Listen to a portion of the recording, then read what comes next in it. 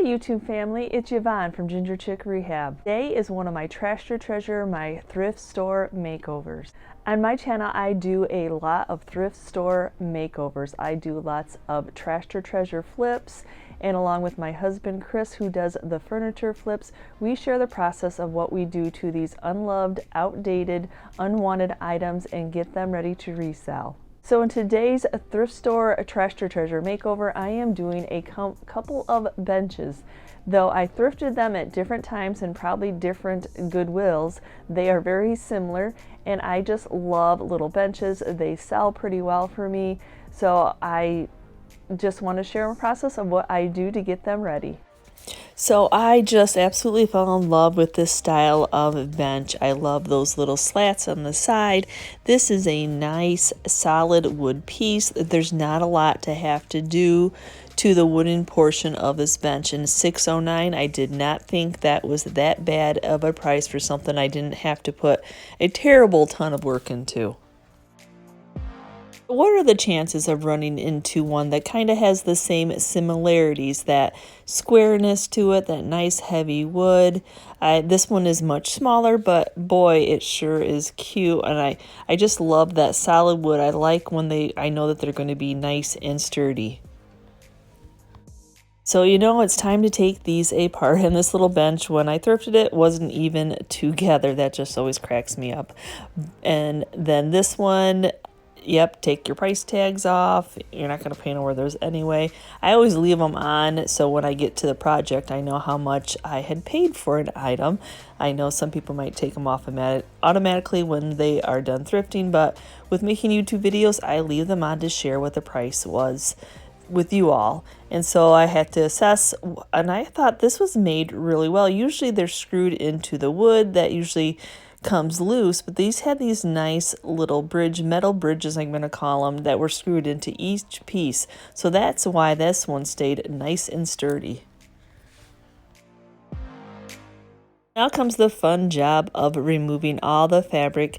It's a personal choice. I do not like to cover up over previous fabric. I don't even necessarily ever reuse the foam or anything that's cloth. That's just because I'm a flipper and I resell it. I'm not comfortable with doing that. Like I said, it's just a personal preference. And as you see here, somebody did cover up over a previous fabric, and I will tell you 9 times out of 10 when I reupholster something, that has usually the case. Somebody is already reupholstered and I get multiple layers of fabric to remove. But at least all that work that I did on removing the fabric and the padding, there is really nothing I had to do to these two pieces, so I am just using some Superclean just to get these nice and clean, get any grime, any buildup, anything off. They're flipped items, so you know there's going to be something on there. You want to clean your items so that your paint adheres properly. Now for me, to keep my costs low, I do not replace that dust cover fabric. What I do is I sand that board, take whichever side is the good side of the board, and I sand anything to make it nice and smooth. A lot of times it's not smooth, and then I just paint it black. Just as simple as that. I don't have to worry about extra fabric. I already have the paint on hand, and I usually always paint them black, and this board is always usually really dry, and it usually only takes one coat. So on this one, I decided to use the sprayer. This just has all those little slats and getting in the inside. I just thought this was the best way to get a nice smooth paint job. So and then having to reupholster it, this is saving me time.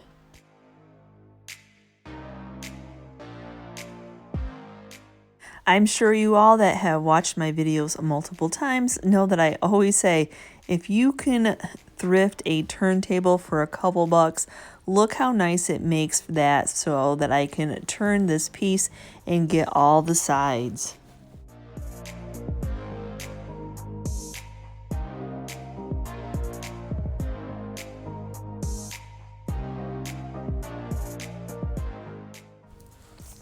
So if you're enjoying this kind of content, these Trash to Treasure, these thrift flips, and then flipping furniture, flipping items for profit, or even if it's just you flipping items in your own home just to update your decor, and you're not already part of my YouTube family, hit that subscription button.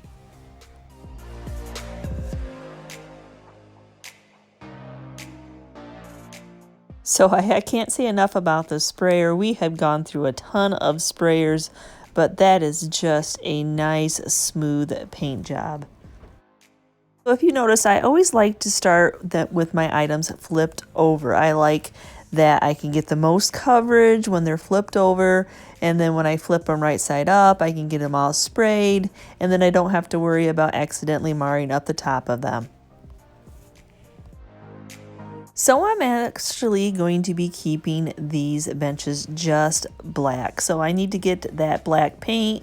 It's a flat black, so I need to get it sealed in with some top coat so I know that it's going to be good in on there, and I can go in. I like to distress my pieces, so I'm using some polyacrylic spray just to seal that black paint in and use as a top coat. So now it's time to get these reupholstered. I am now applying some new foam. I absolutely love this foam. It is a 2-inch dense foam. That means it is nice and fluffy. It won't compact over. I mean, it'll take a long time before it gets nice and flat. And I buy this off Amazon in a nice size roll. I absolutely love it. This has been my go-to foam since I found it. And all I do is take, an electric knife to cut this. I find that this is the easiest way to cut upholstery foam. It cuts it just like a warm knife through cold butter. So to attach this piece of foam to the wooden piece, I'm just going to use some spray adhesive. That just helps so when you're moving and you're reupholstering it, that piece of foam is not shifting on that wood. And then now that I have that wood attached to the foam, as you see, they have some cutouts on the edges, and I thought I would just wait to get that glued and then take the electric knife down and just take that little tab off. So I know if you all are DIYers, you don't throw anything away. So when I'm doing little stools, little benches like this, I have leftover pieces of batting, so that's what I'm using up now, along with that foam. Even though it didn't look like it was big enough to do a great big bench, it's perfect for this size. So, yep, we all have our hoards. You just never know when they are going to come in handy. So I'm guesstimating on how much of this batting I need to pull over and cut it into a square. Now this batting I thrifted. Actually, I thrift most of my batting, but I need to cut off a little bit of a corners. This is a little bit thicker of batting. Normally on batting, you don't necessarily have to cut off the corners, but this, like I said, is a little bit thicker.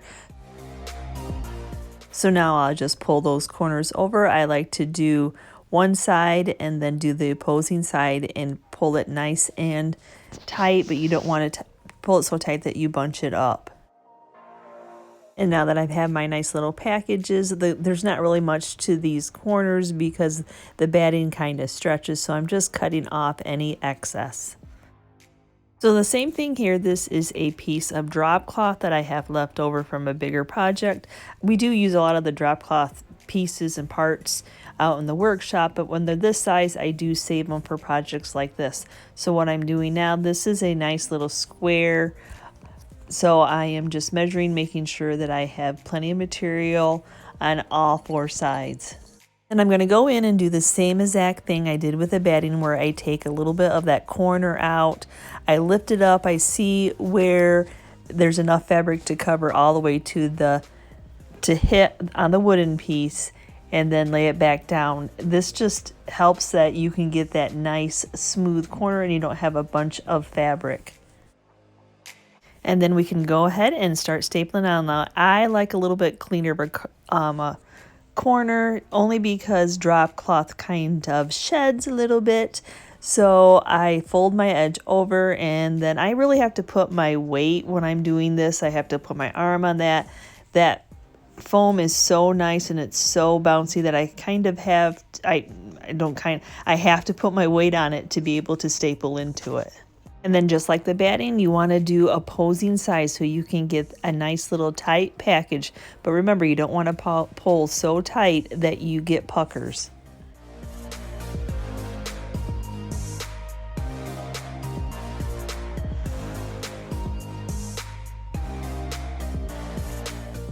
So now when it comes to the corner, because we cut that extra fabric out, you can tuck in the one side and look how clean that makes it, and it folds right over and then you just staple it in. I can tell you the corners are a little bit harder to staple. I need to switch over to my longer staples.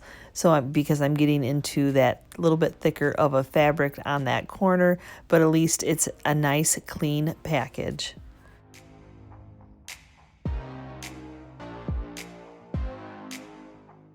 And then the same thing, I really only need to cut off just the corners where the excess of fabric is.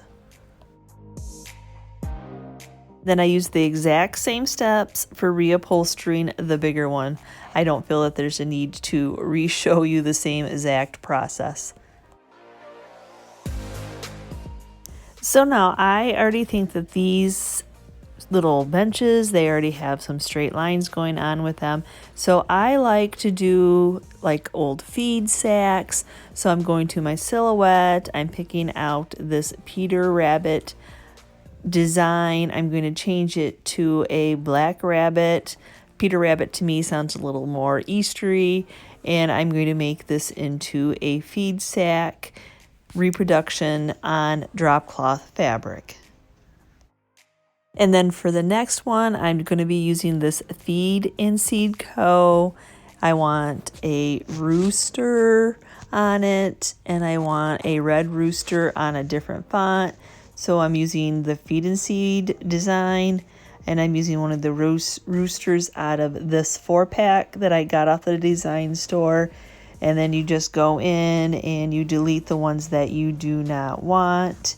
This is the part that I'm comfortable with the silhouette doing, that I know how to take away things in their designs that I don't want and make it into a new design that I do want.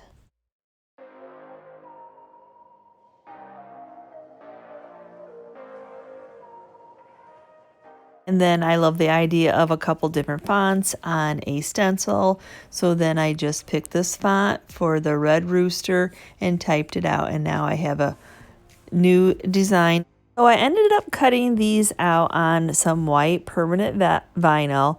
I like that Oracle 651 that I get on Amazon. I tried to cut it out on freezer paper, but I got a new blade and holy cow, 5 times later, I'd ripped and shredded my paper.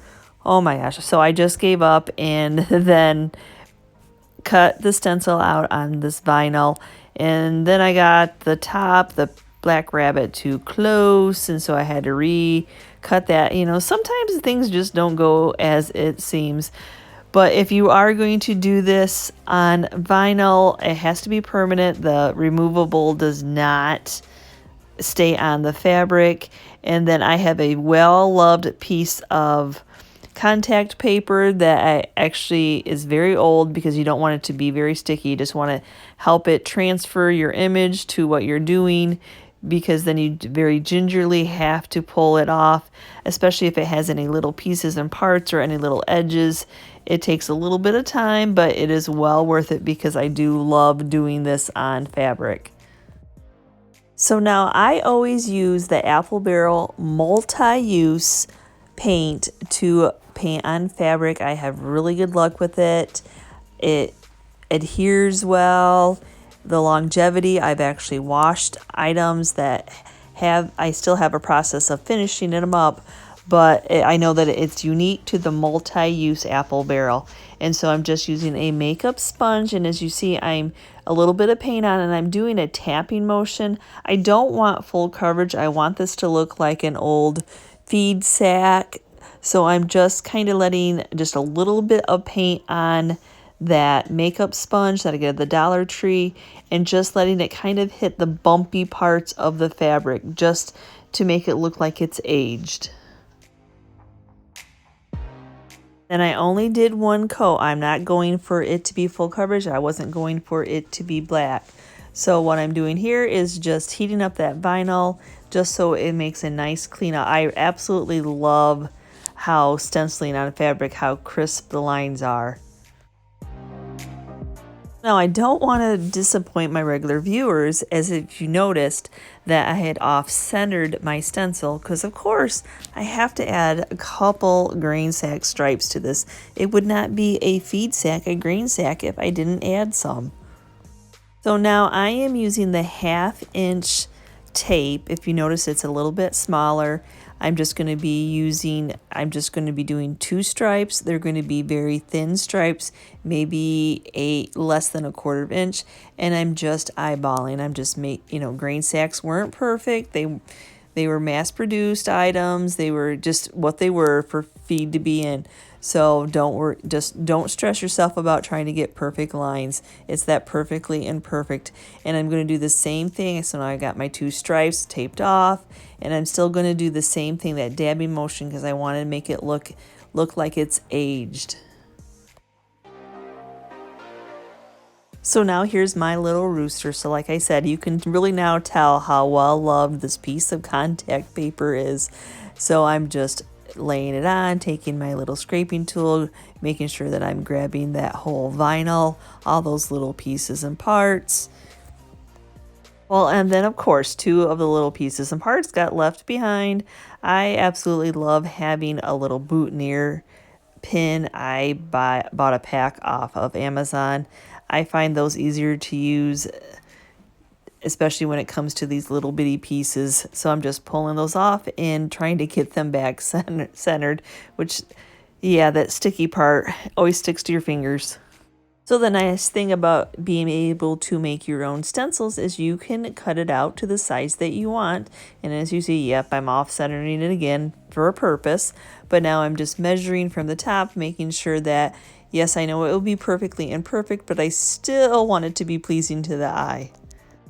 And then you want to make sure when you're taking off your transfer tape, which is mine is contact paper, but you want to make sure that you're leaving your pieces and parts behind. And especially when I get to this rooster's tail, where it has all those little shards of his feathers, I really have to, the little pointy pieces really want to stick to the transfer tape. So I just go really slow when I'm doing this, because you don't want to rip your vinyl. Then I ended up doing the same thing. I cut it out too close to the top, so I need to put a little piece of masking tape over. And why I cut too close to the top is because I was cutting on my silhouette and I was using my Cricut mat.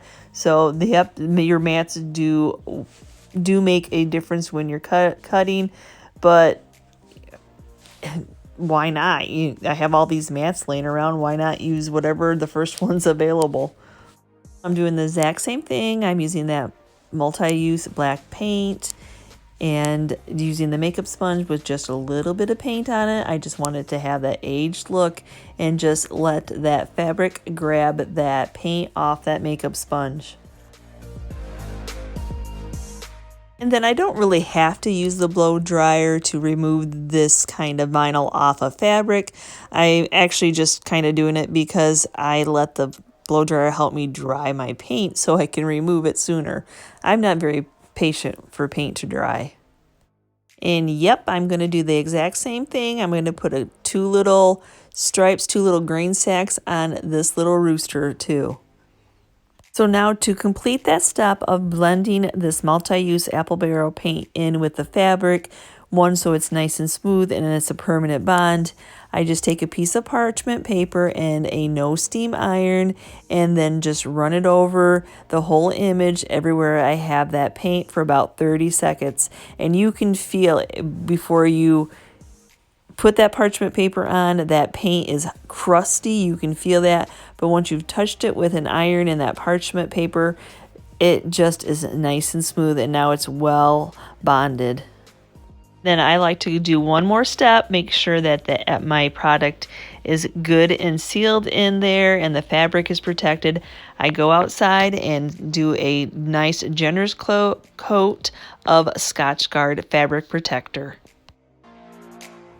So now Chris is going in with some Waverly antiquing wax and protecting that paint and also giving it just a nice finish. I just absolutely love what Waverly wax, that antiquing wax, does to black paint. It just richens up that black paint. It just, where you distressed it, it just pops that wood out. Just absolutely love it. So this is just a wipe on and then wipe off any extra. Now it's time to replace the cushions. This one had hardware, so this is a pretty easy fix, even though getting a drill is not ever an easy fix when it's a little bench like this. So for me, since it already had the hardware, I just kind of hand screw it in just a little bit before getting the drill to screw it into the wood the rest of the way. Sometimes I drop those darn screws all the time. I'm not even sure how this top was attached to the bench. There's no screw holes whatsoever. So what I'm doing here is I am using this tool, and what it's going to do is going to pre-drill a hole, but then it's also going to countersink so that screw will be flush. So can I tell you how much fun these were to flip? I absolutely love using drop cloth fabric as fabric. I love how it's just a hardy fabric. If you can call a fabric hardy, you know that it's going to have longevity. And I just love making it look like old grain sacks. I just absolutely love creating my own stencil. And I think this is a super sweet and will fit into anybody's farmhouse, their primitive decor. So I thank you so much for watching today's Trash to Treasure, those little bench makeovers. I just can't pass them up. Quick little reupholstering jobs and just quick little cells. They are so cute, and keeping them neutral just helps to fit into anybody's decor. So I thank you so much for watching today's video, and if you are part of my YouTube family, thank you so much. And if you'd like to become part of my YouTube family, don't forget to hit that subscription button along with the notification bell so you know when I've uploaded a new video.